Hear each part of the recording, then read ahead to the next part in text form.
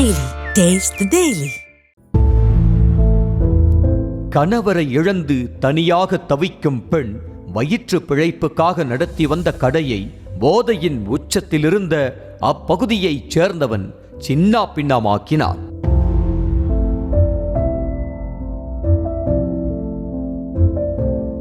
திருப்பத்தூர் மாவட்டம் Vaniyambadi new down பகுதியைச் சேர்ந்தவர் செல்வராணி.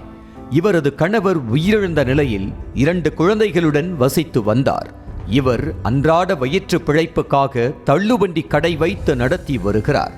கடன் வாங்கி வைத்துள்ள இவரது கடையில் குறைந்த விலைக்கே சாப்பாடு கிடைக்கும் என்பதால் பெரும்பாலும் கூலி தொழிலாளர்களே வருவார்கள்.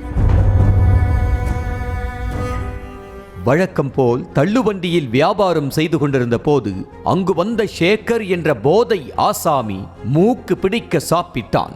பின்னர் சாப்பிட்ட உணவுக்கு காசை கேட்ட அப்பெண்ணுடன் வாக்குவாதத்திலும் ஈடுபட்ட அவன் தகாத வார்த்தைகளால் பேசியதாக கூறப்படுகிறது.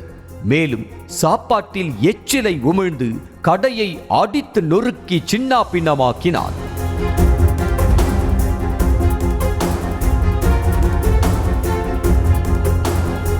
இதனை அடுத்து சம்பவ இடத்திற்கு சென்ற போலீசார் அவனை அங்கிருந்து அப்புறப்படுத்தி காவல் நிலையம் அழைத்து சென்றனர்.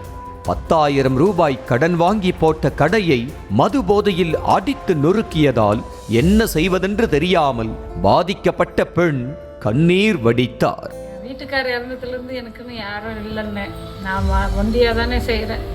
யாரும் பார்க்கறதுக்கெல்லாம் கிடையாதுன்னு அவர் இல்லாதனால தானே நான் இவ்வளோ கஷ்டப்படுறேன். சரி யாரும் உதவி இல்லை. வட்டிக்கு நான் இப்போ வட்டி நேற்றும் 10,000 ரூபாய் நஷ்டம்னா இப்போவும் 10,000 ரூபாய் வாங்கி தானே வட்டிக்கு செஞ்சுன்னுக்கிறேன்.